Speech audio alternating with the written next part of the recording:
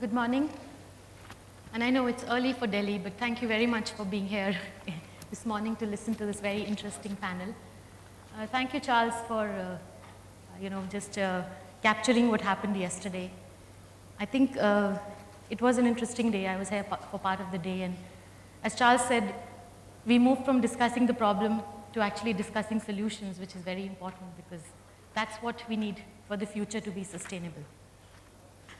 This session that we have this morning, and I have great pleasure in sitting beside a very eminent panel, is on inclusive business models for advancing environmental sustainability. I think what we have put together in this particular panel as the title and theme of this panel describes the twin challenge that we face as a globe. And that twin challenge really is that we are facing as we speak, and we have been facing for a little while, the environmental challenges which are of a magnitude that we have never seen before. In fact, if I were to just, take only the example of India, the challenge of a resource constraint has come up severely in the last few years. It was always there because we are a growing economy, we have a large population, but the magnitude of that issue has really come to a different scale altogether.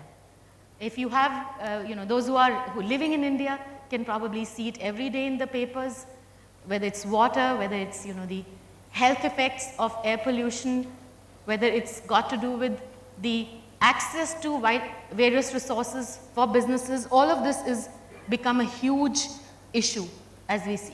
Coupled with this, and especially in India, but all across the world, and I think our panel will address this from different levels, global as well as national perspectives, there is the challenge of inclusivity.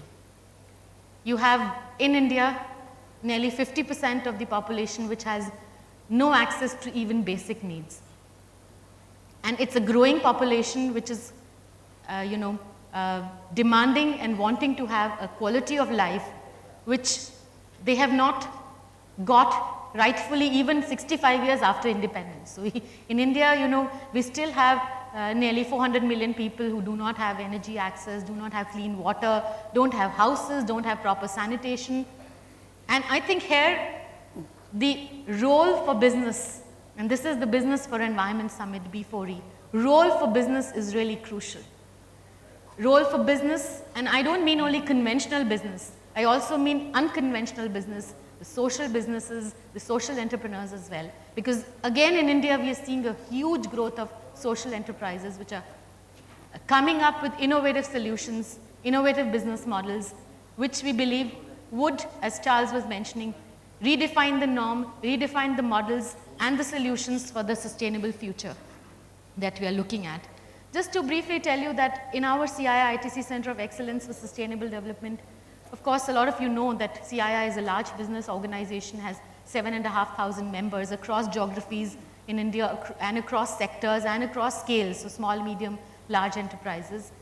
We have been working with, of course, large businesses, but also with small and medium enterprises to see how businesses can play a constructive role in what we call value creation. We believe that all businesses have a very strong role in value creation. And we have created a business model framework, which we call as business, which we have been piloting across India, and we've got excellent feedback. This whole business model innovation framework is based on value creation. How businesses can create value while they try to solve the problems, the developmental problems, and create value for themselves and different stakeholders. The paradigm shift is that you move from just doing business as usual, which means just the job to be done, to something beyond the job to be done. And that will be creating value not only for the natural capital or the environment, but for also the society as well as for the business itself. We've also piloted it across different geographies outside the country, particularly in Israel, in South Africa, in Nepal, across 100 entrepreneurs. Again, entrepreneurs who are from conventional large businesses, but social entrepreneurs, the unconventional entrepreneurs, and it is finding resonance. So as we speak, our center is actually working in developing and piloting this business model innovation framework, which is starting to give us this direction that there would be, as was mentioned earlier, probably a new business model that will be a hybrid business model which will develop, which will enable this value creation for environment and society, as business can play a great role. So this is what I wanted to say to begin with, to set the context. And I think, as I mentioned earlier, we have an extremely eminent panel which brings with it a lot of experience, and therefore I would not like to take more time, but may I start by requesting Jochen Ebert, the Managing Director of Danone India, to please share his views on this topic. Good morning, everyone. My name is Jochen. I'm the Managing Director of Danone. Danone is one of the leading global fast-moving consumer good companies. And our vision, our company vision is to bring health through food to the maximum number of people.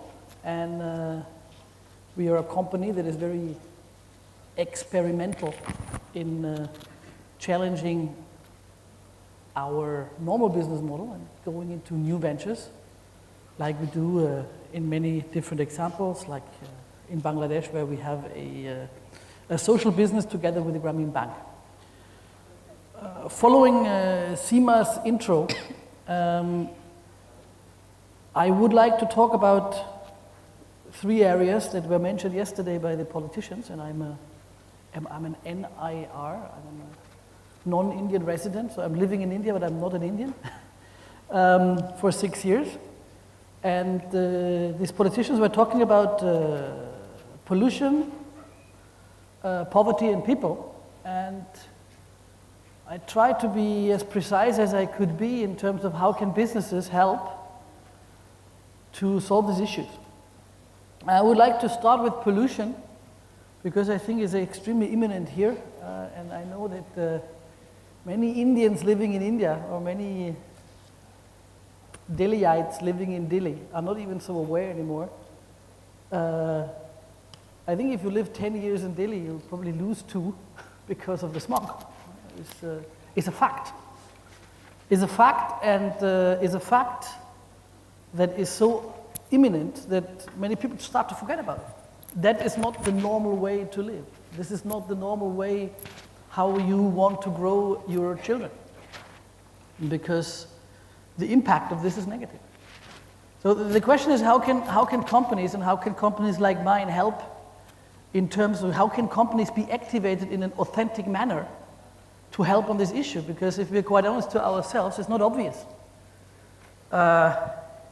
Reducing the environmental impact of a company is not obvious to a company, because the obvious objective of a company is to achieve a positive EBITDA, to invest it in the business.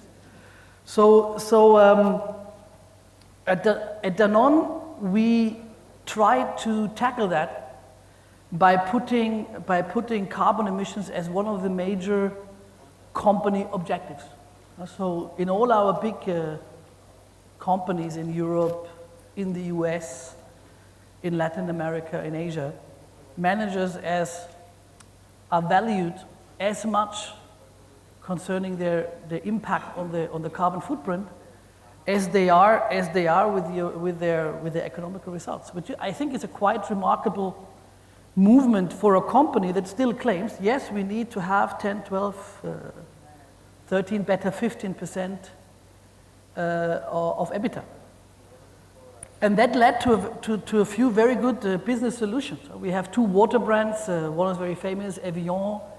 Another one is Volvic, where we are targeting to have a neutral carbon footprint in the coming years, which again we are not doing via carbon emission treaties, which we try to do by developing an expertise within the company of planting mangroves.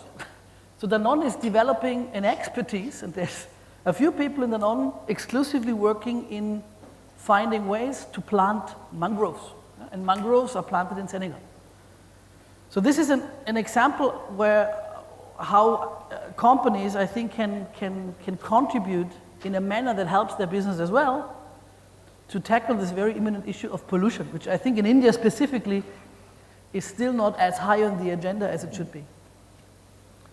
The second very obvious issue for India is obviously poverty. How can I move more people above the poverty line, and how can businesses contribute to that?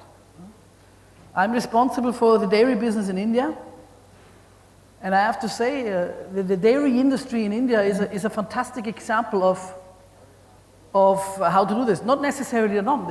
The cooperative movement of India that has developed a concept of collecting milk down to the smallest villages, processing it and bringing it back to the villages to sell milk in pouches or milk loose, is a fantastic base concept to integrate business into alleviating poverty. My personal opinion, this is my personal opinion is that this is probably the world's best poverty program. And now the question is, how can you activate these companies in India, the Danons, the Nestlé, the Britannias, to follow the same model? To stick to a milk procurement model that is not big farms, that is small farmers with 2 or 3 or 4 cows that are collecting milk, and how on the second step we can develop relevant products for these villages. Because you know I'm a Bavarian village boy myself, huh? So I think Bavaria is a good example of having quite the well of villages. I think you have an equivalent here with Punjab probably. But I think it's a fantastic opportunity to keep people in the villages happy and with enough money.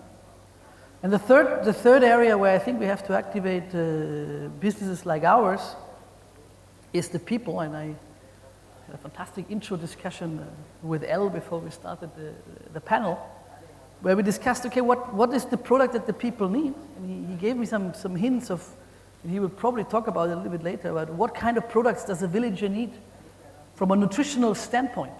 Huh? What is the key need? Is it from a macronutrient side? What does he need? Does he need proteins not to starve? Does he need micronutrients because he has a deficiency in iron or in vitamin D? And I was discussing with him in a very early stage of discussion about the difficulties to find the right product that is relevant for a villager. And for a villager, if you bring something new to him that is not aspirational, that comes out of nothing, he will simply ignore it because he doesn't have the money in the pocket. And then we came to the discussions of, can it be water? Water is a very fundamental thing. Can you fortify water? The system of milk is a very interesting one because a milk collection system is there. The nutritionist qualities of milk is obvious. So can you fortify the milk and give it back to pregnant women, and can you give it back to young children so that they get the good nutrition? And I think the more active we can involve companies in that, and the more jointly we do that in a big country like India between the companies, the better it is. Thank you, Joachim, from the point of view of Danone, how business and how Danone is looking at contributing to the 3 Ps like you mentioned. I now have the pleasure of inviting Al Hammond, and we have heard him yesterday as well, which was very inspiring. He's the senior entrepreneur and full economic citizenship program of the Ashoka, and I think Al is someone who has a great amount of experience in working with inclusive business models, and I really want to look forward to hearing from you, Al. Thank you. I am actually quite privileged, I think, because sitting at Ashoka, I not only see the innovations from 3,000 Ashoka Fellows, but we're electing a couple hundred new ones a year. And so I'm continually seeing new innovations coming up from some of the world's best social entrepreneurs. And it's really quite fascinating when you begin to look at those from a business point of view and say, so what is working in these low-income consumers? What kind of business models? What works and what doesn't work? And I think it's very clear and India is a good example of this, but it's in fact much more broad, that these low-income, so-called base of the pyramid consumers are real consumers. They're very price sensitive, more so than the middle class. They're used to being cheated and having a very poor value proposition, so they lack trust. And then frequently, they simply have no access. You can't find the product or the service you want in the village. And so the business models that work, that are these inclusive business models, are those that really address that exclusion and provide a genuine value proposition and do it in a way that engenders trust. And I think it's very clear that those things are key, and that attempts to develop new products that don't take that kind of a route fail. And that's why there frankly haven't been a lot of headway of major corporates moving into rural India, because they haven't done it that way. So let me give you some examples, both from inside the energy area, but I'm going to start from outside it and show examples of how this has been done and why, and that fits this model. One has actually been developed by my Ashoka colleagues here in India, and it has to do with providing low-income housing and access to that housing to people who have informal, undocumented incomes. And what they did is they developed a set of software on a cell phone that allows a rickshaw driver or some other person who works in the informal economy to simply document their income and expenses over a month or two, and then they run an algorithm on that data, which is now being accepted by mortgage lenders as a basis for granting a mortgage. So they're essentially converting a path from the informal to the formal economy by using that documentation process. They then package a group of pre-approved mortgage-capable people and take that to a developer who then can actually charge less for the housing because he's already got his complete units filled, right, before he breaks ground.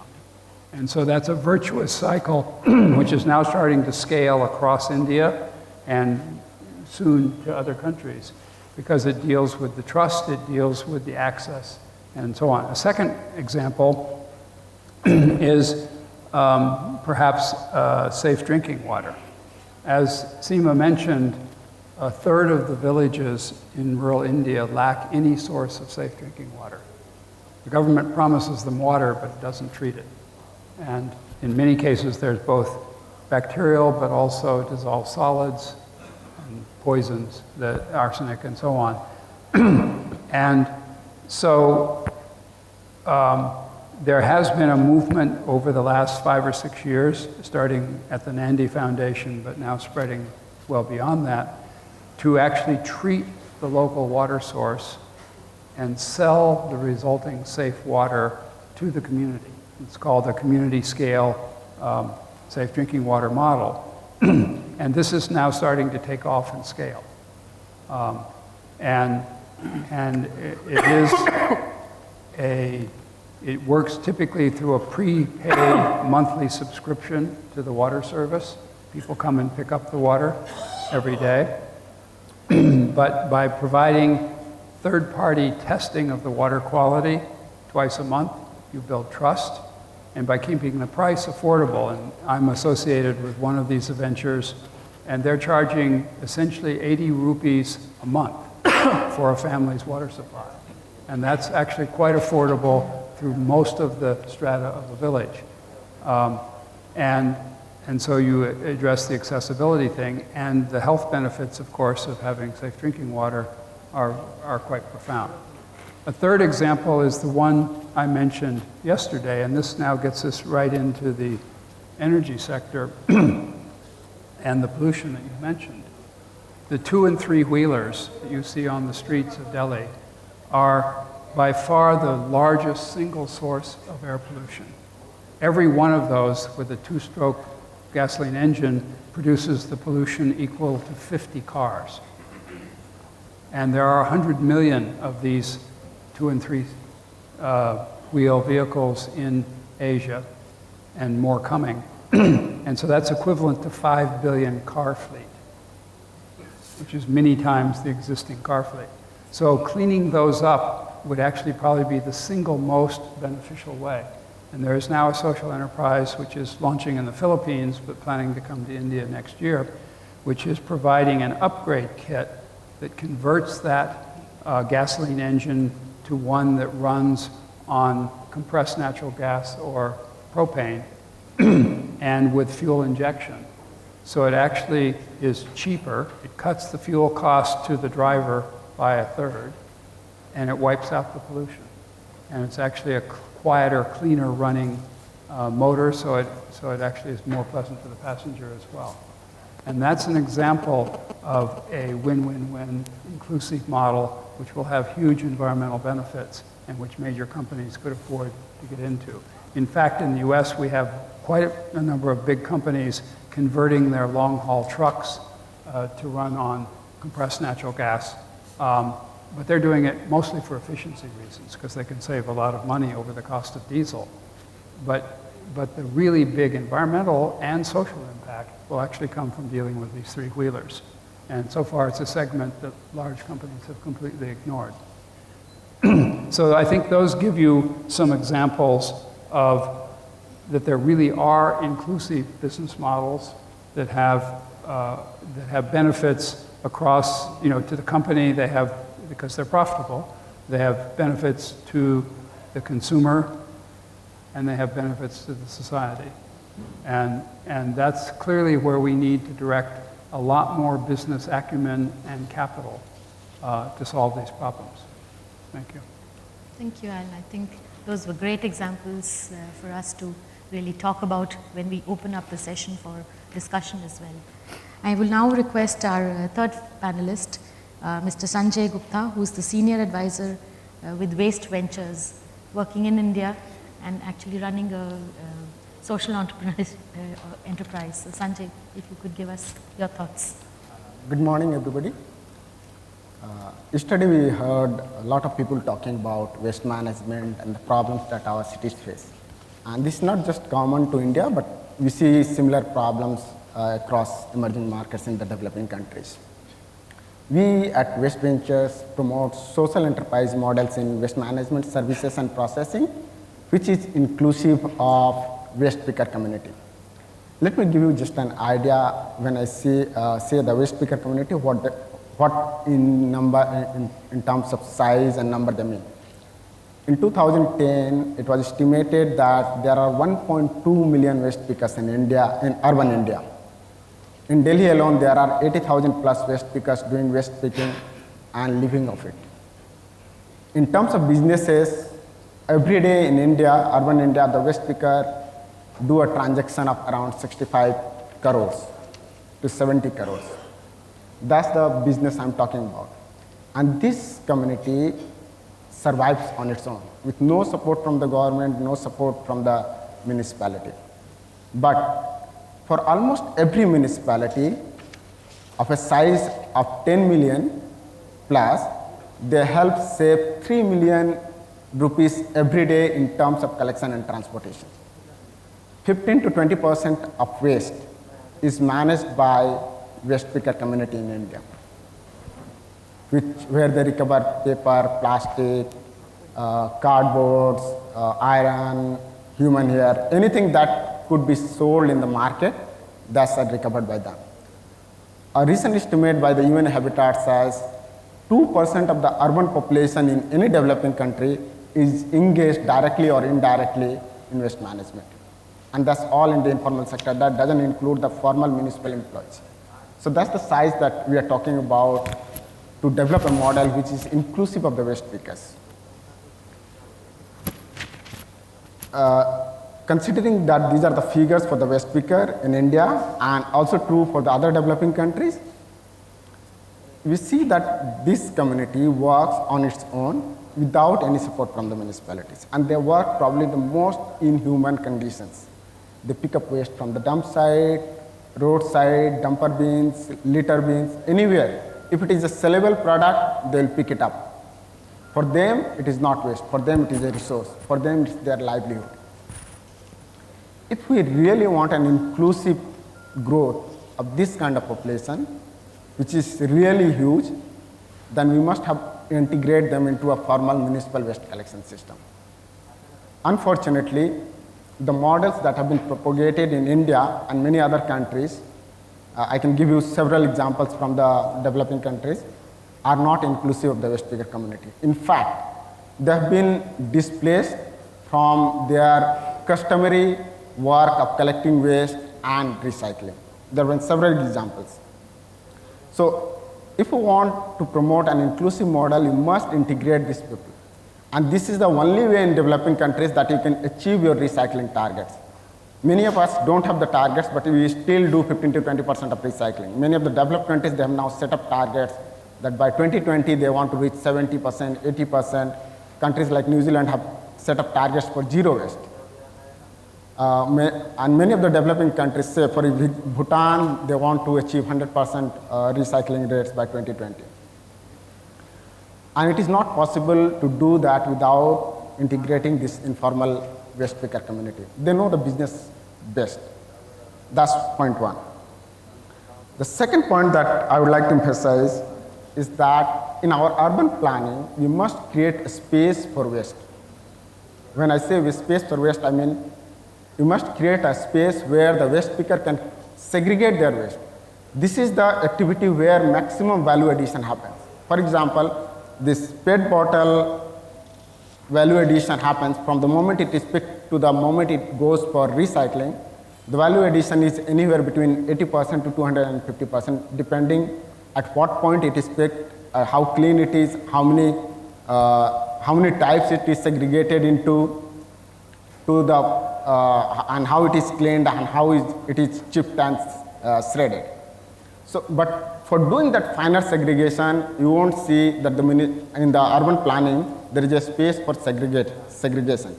The municipality or the urban planners are really good when it comes to putting a dumper bin or a litter bin or dhalaos in Delhi. They have huge dhalaos in Delhi where waste is dumped as a secondary transportation place, but they don't have a single space in any city in India except few like Pune, where they have this kind of spaces for segregation. So the better the segregation, the better of the value and the better the income of the waste pickers.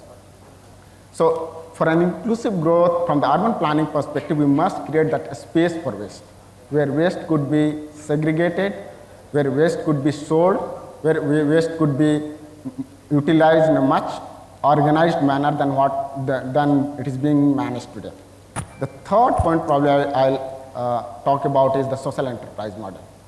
But much before that, I'll just touch upon some of the points that was talked yesterday. The government of India and the state governments have very proactively promoted public-private partnership or privatization models for waste collection and treatment. But if you analyze in the last 10 years, none of these models have really given you the desired result with the objective that it was promoted. So none of the municipalities which gave PPP models or privatized their waste collection and treatment system has really achieved any significant recycling rates. But if you look at the social enterprise models which are there in India, for example, Kagaz Kaspatra Kastkari Parishad, which works with 6,000 waste pickers in Pune, 1,800 of them are engaged in door-to-door collection and segregation. Their recycling rates are 60% plus. You look at the example in Vellore, another Ashoka fellow and running a social enterprise in Vellore, their rates are 82% recycling rates are. You look at the motel in Jyoti Mapsekar, another Ashoka fellow in Bombay, recycling rates are at 90%. They do both organic and the inorganic. There are several such models, including some of the models that is promoted by Waste Ventures in Patna with Nidan, in Nalco now, in Motihari now. The good thing about a social enterprise model, which is inclusive of the waste picker because they know the business well, it also helps in improving the waste governance. The chances or the opportunities for bribery is much less in a social enterprise model because the focus is more on the livelihood and recycling than profit making. Waste services by its nature is not a hugely profitable thing to do.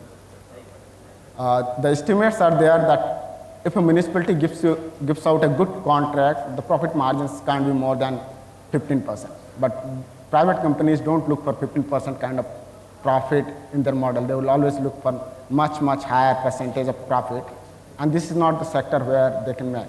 So what they do is to cut corners, not provide adequate services, not comply with the conditions that the contract has. So what happens that, for example, in Delhi, it was estimated in 2011 that around 3,000 waste pickers got displaced alone in North Delhi when it was privatized to another company, because they thought once the waste pickers picks up the waste in terms of plastic and paper, their weight will go down and they will not get the money, because most of these contracts are based on weightage, that how much ton of waste that has been collected, not and how much is being recycled or how much is being treated. So the more the waste that you collect, the more the money you get. And this is why the waste pickers are generally displaced. Just to touch upon another point, since we're talking about inclusive growth, and the final point is the similar fate by the vendors and the hawkers. It is estimated that there are more than 2 million people in urban India which is engaged as hawkers or vendors, either fruits or vegetable vendors or hawkers on the roadside selling different stuff. 30% of their income goes to pay bribe to the policeman or to the traffic police. A mere creating that space for giving a space to the hawker or vendor will give them 30% much more income, a much more stable and secure job. Thank you, Sanjay. That was a very interesting description of how waste management happens in the urban area, and how waste pickers need to be included in the business models. I think I do have a few questions, but I will hold them for the time being because I would really like to bring the audience into the conversation. I think we've had 3 very interesting interventions from our panelists, from a multinational company which is doing work in India and in different emerging economies, from someone who has worked with innovators and social entrepreneurs and is a thought leader, and someone who is running in India a social enterprise. So I think we have had these wonderful interventions. I want to now ask our audience to pose their questions. Please state your name, your organization, and your question, please. Thank you.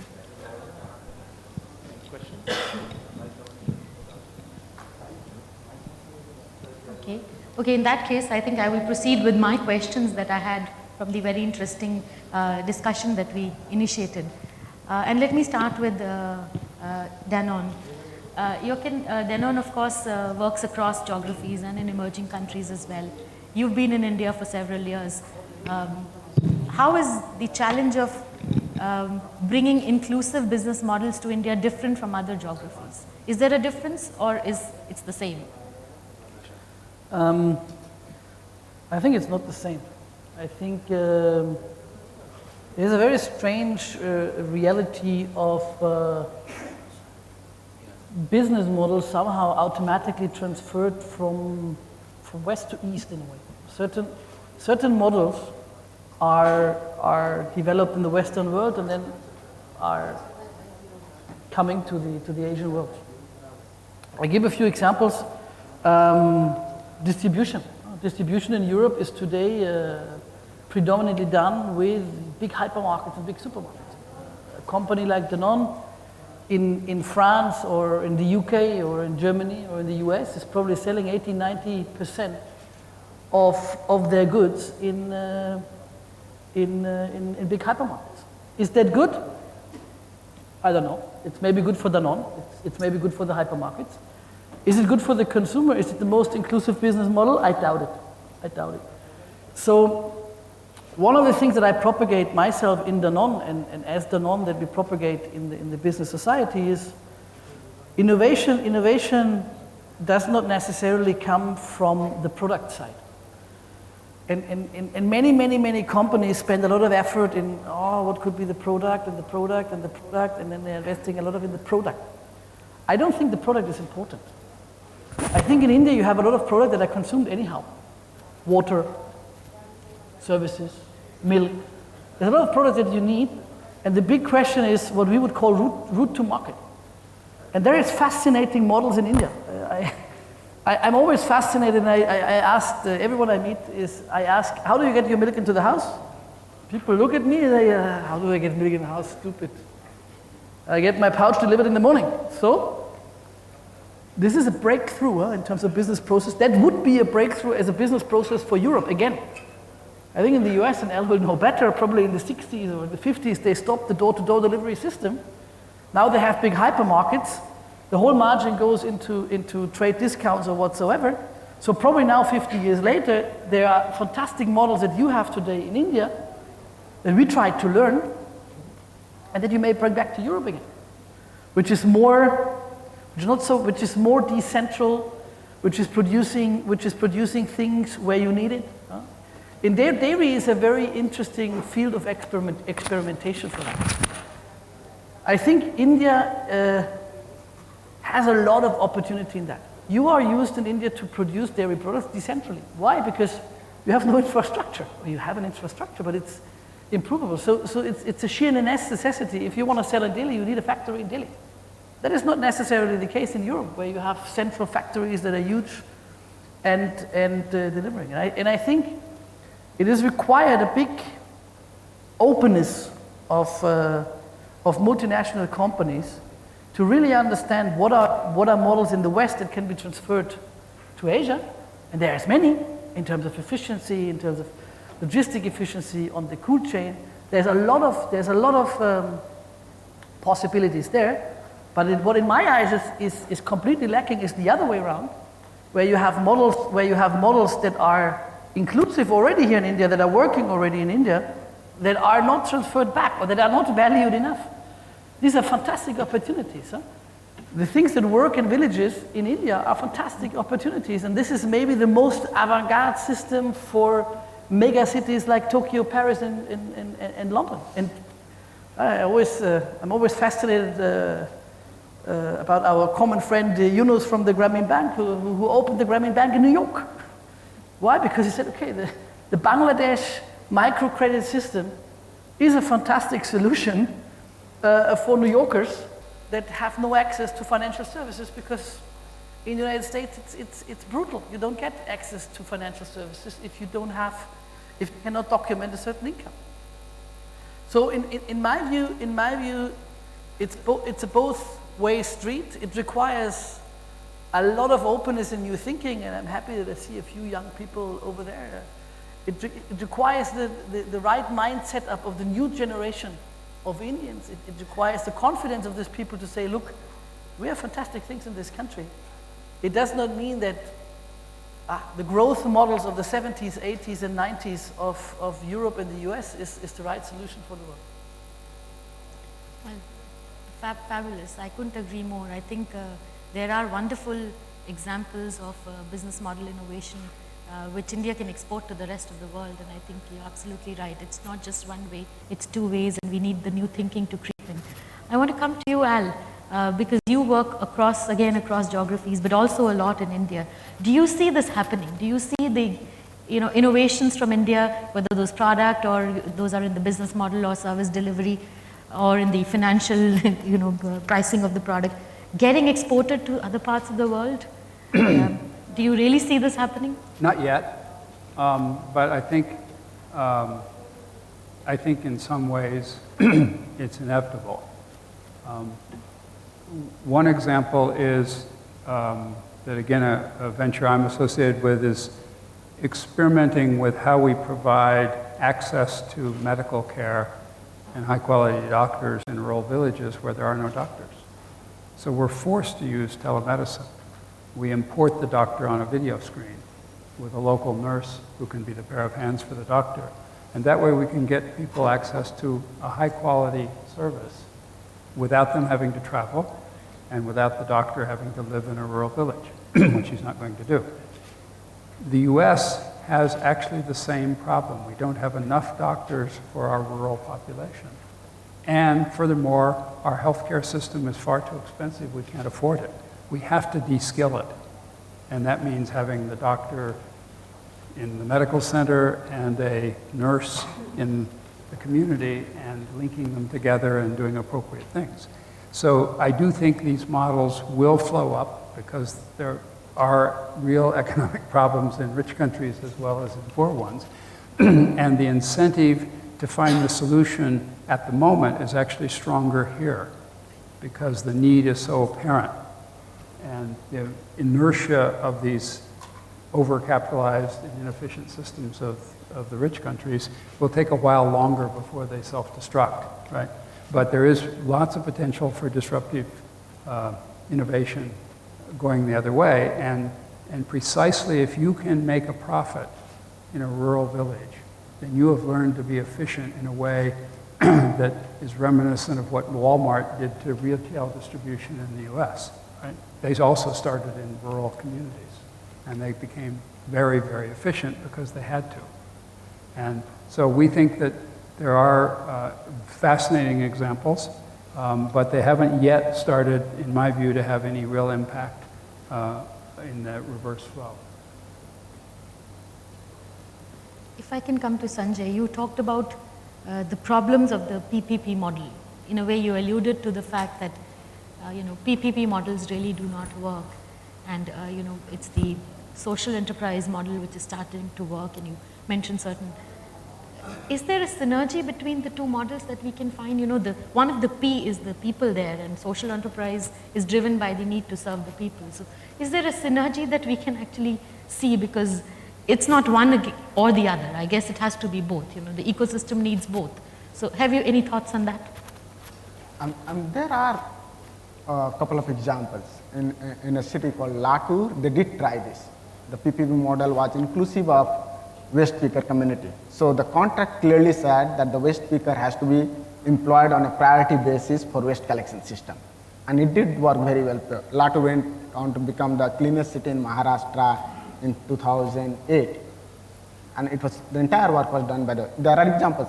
But somehow in the 1 million plus cities, such examples are not there. In fact, in Delhi, the waste pickers have been displaced from picking waste. Unlike places like, I can give you examples from other developing countries. For example, in Colombia, in Bogota, the constitutional court gave a judgment that the waste picker have a customary right to excess waste and sell it to scrap dealer. In Brazil, the new law passed in December 2012 says that the municipalities will have to pay for the environmental services that the waste pickers does. We have similar kind of policies and recommendations from the committee, from the Supreme Court, from the municipal solid waste rules, but somehow it is not implemented. So the PPP model could have synergy on that, but somehow, it's not being implemented. We've had some interesting experience in combining a social enterprise model with a PPP model, and it goes back to the water distribution model. So this social enterprise does not enter a village until it has an agreement with the Punjab. And it's expressed in the form of a 15-year lease on a piece of government land at a very nominal rate and guaranteed access to whatever the local source of raw water is. And in return, of course, but the agreement stops there. The business, the pricing, the hiring is all under the control of the business, not the government. And yet we invite the politicians to come and cut the ribbons on each new plant, take credit for it being there, which is appropriate. But in that, by defining very clearly what the roles are between the business, social enterprise business, and the government, but seeing synergy. So the government gets service brought to that community, which it values, and they get political credit for that, but they don't get to interfere in the business.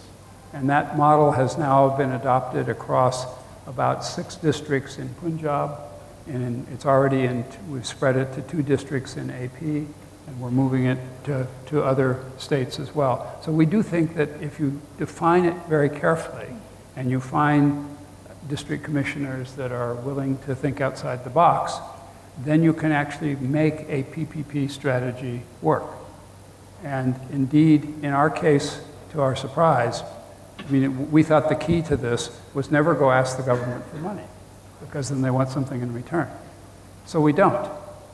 But many times the Punjab or the district has said, well, we would help more, we want you to come. And so when they offer, we let them build the building for us with their contractors. And we've raised over $1 million in PPP capital without strings from that kind of source. Roughly a third of our buildings are built by the government as a gift because they want the water service in that community. And that's an unanticipated benefit, but the key is that there really is a partnership to bring an essential service that takes action both from the government and from the private sector, and the capital predominantly from the private sector, because this is an infrastructure business, it's quite capital intensive. Nonetheless, the net result is that you can, I think, find ways to combine the public interest and the private interest with clearly defined roles so that both can succeed in their mission. Yeah, I think that should be the way going forward, and I think how fast we can, take this to the other parts of the country would really be something that will help us solve the huge challenge that we have. But I definitely see a ray of hope. I again want to ask the audience if they have any thoughts now to ask our panelists before we ask our panelists to make, yes, there's a question here. Yeah, the mic is coming. Could you please briefly introduce yourself, please? Thank you. I am Salil Gupta from Macaster Tools. My question is to Mr. Sanjay.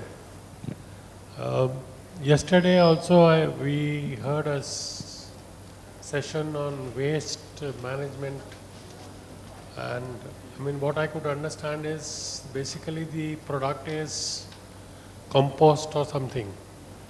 What is the end product that you deliver to the people or the public in return for whatever is being done through this PPP model or whatever it is? Is it just compost or is it something else also that is possible? And how do you look after the rag pickers whose health is most essential? Are they looked after? Thank you. Sanjay, question for you. Thank you. Couple of things which is important.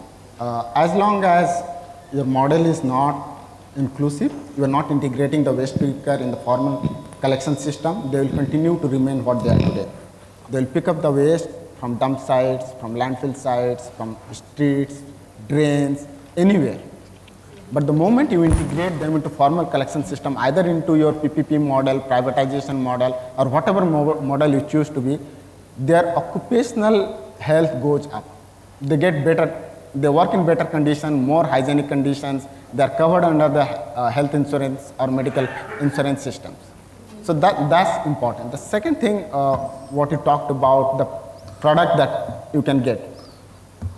India is one of the countries where the recycling rates are traditionally higher than even the developed countries.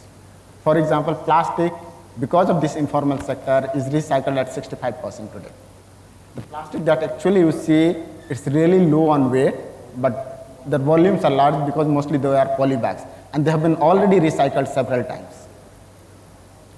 So in terms of their health, integration is a key thing. And also in terms of their having a safer occupation, it is important. Because on their own, they cannot really afford to do that.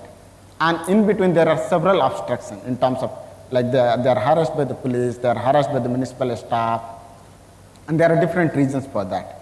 So integration I see as a key element for both providing a decent service or quality service and improving their health. Thank you. Any other question from the, yes, please.